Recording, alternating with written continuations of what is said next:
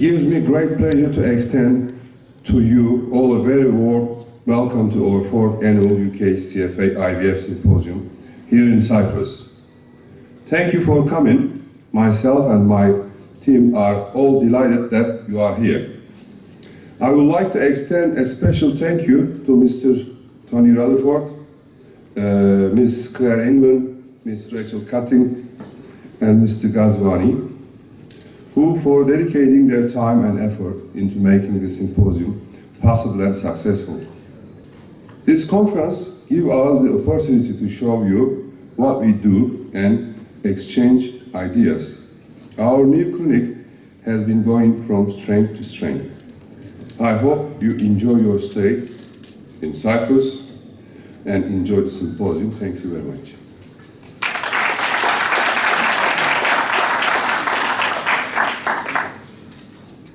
I'd like to echo Ivo's welcome to Northern Cyprus for the 4th symposium here. It's a real great pleasure to come here in the sunshine, and at least this year we've got sunshine. It's a real pleasure and a real honour to be here with so many friendly faces, and I'm sure we're going to have a good couple of sessions.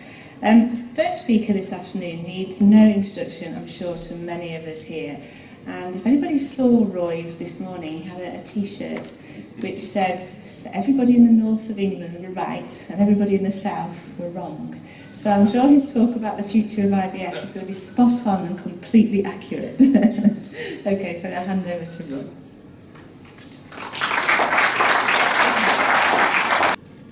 All of this meeting is down to the kind generosity of Ivo Teki and Gazi as well. So I think we all ought to put our hands together and thank them for that kind generosity, allowing us to come together like this. I am going to start the symposium in a funny way, because usually future perspectives come at the end. So this time we're going to start and try and look forward to where we're going to be in 10 years' time.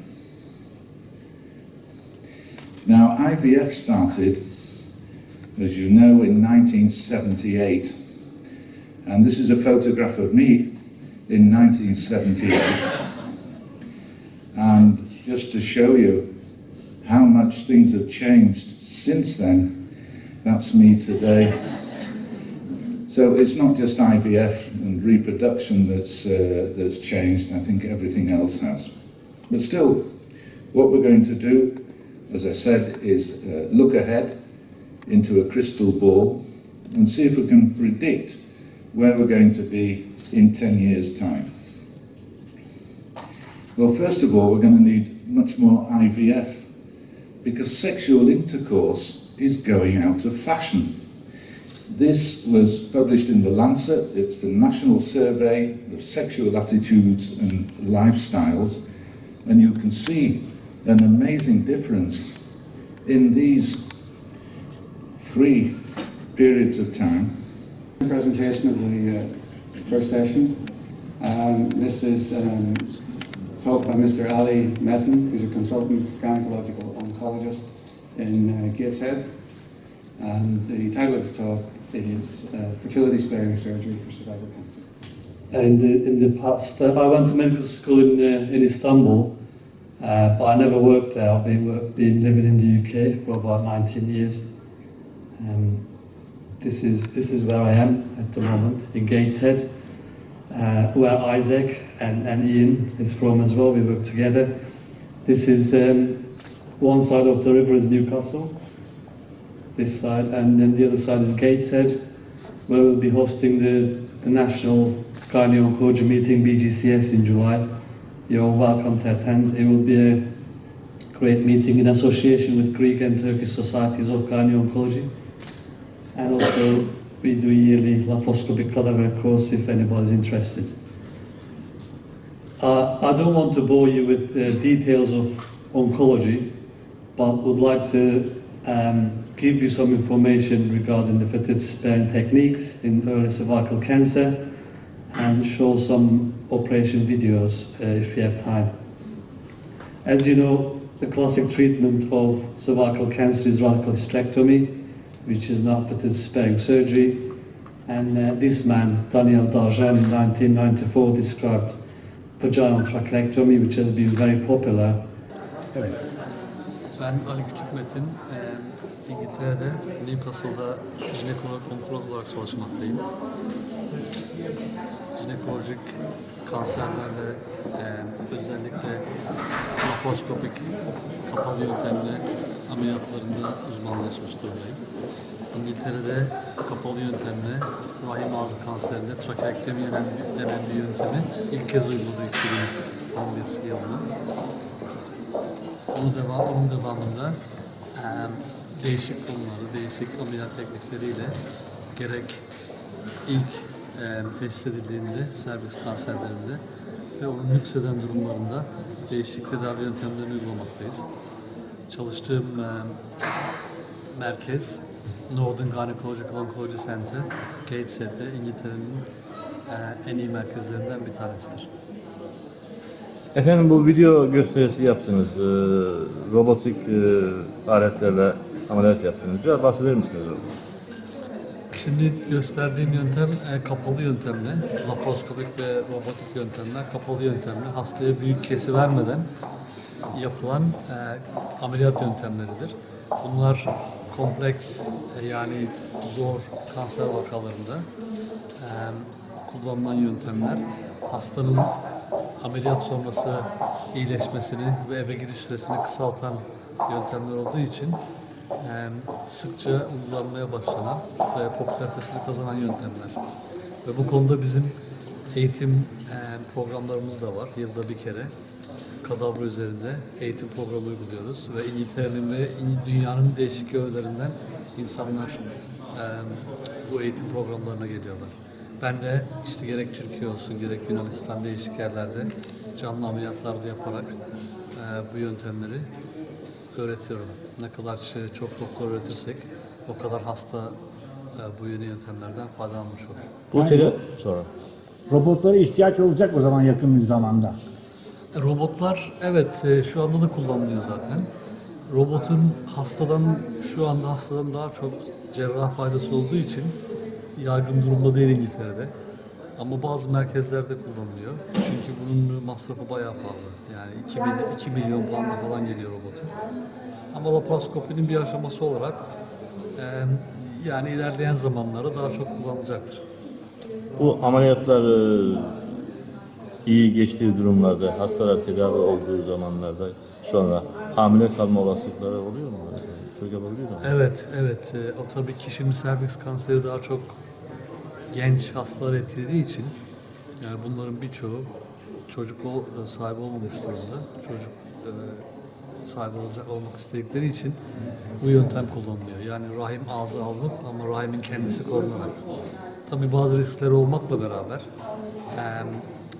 çocuk doğurma şansını tanıdığı için hastaları popüler bir durumda. O yüzden de işte bu konferansta infertilite uzmanlarına bu konuşmayı yaptım. Onları bilgilendirdim bu konuda. İngiltere'de bugüne kadar kaç ameliyata girdiniz acaba? İngiltere'de 20 yıldır yaklaşık İngiltere'de çalışıyorum. Yani binlerce ameliyat yaptım orada. Kanser ameliyatları da yani normal kanser olmayan ameliyatları da yapıyorum. Yani siz cerrahsınız o zaman değil mi? Tabii cerrahım ben yani. Gaynekoloji. Jinekolojik, onkoloji cerrahıyım. Yani eğitim 16 sene sürdü benim eğitimimi tamamlamam. Çünkü Glasgow'da sizden başka cerrah var mı acaba?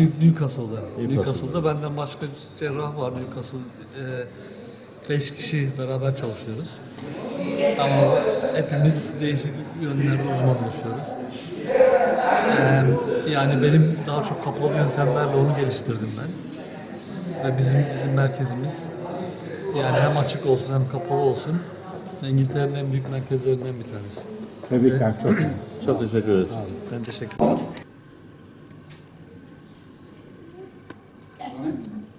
Why did you agree to donate your eggs?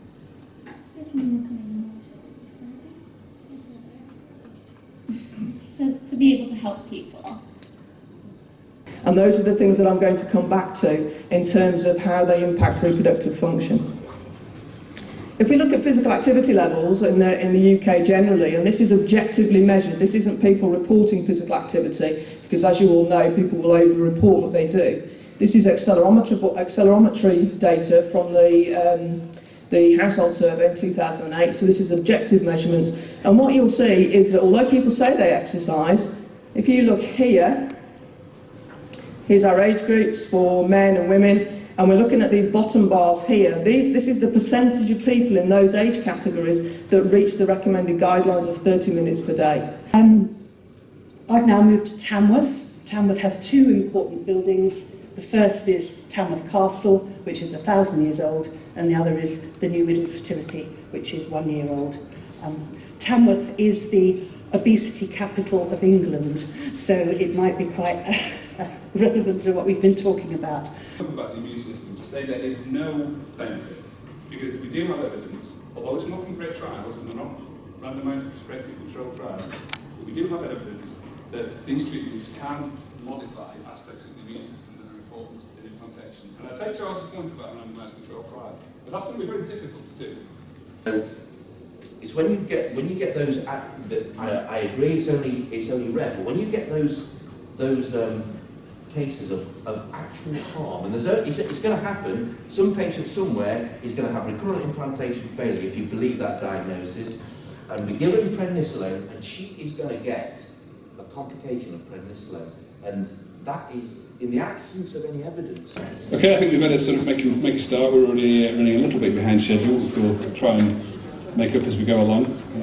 Welcome to day 2 of the Cyprus Symposia. I thought we all had a very pleasant day doing what have you been doing, visiting the clinic or visiting other areas of interest? Arching powder, tombstones, snow rot, Percy Pebbles, Freebase, Charlie, Chang, Superman, Rolexes, Mitsubishi's, Dolphin. This topic and the organising committee for arranging the conference, and echo Chris's words about the excellent hospitality from everyone.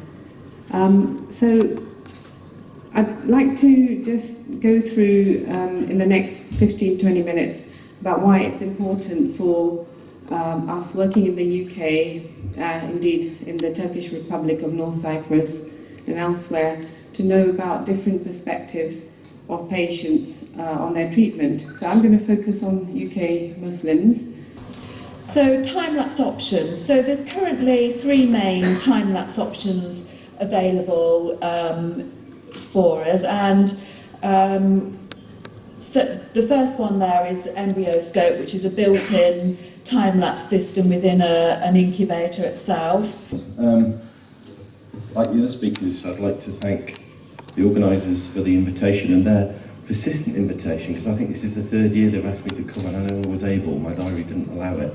And I was hearing all kinds of stories and rumours about this meeting, so I wanted to come, and it's nice to come and find out what it's all about tonight. Last few minutes is just to go through with you the true cost of egg donation, both here, so abroad and at home in the UK. What I thought I'd do is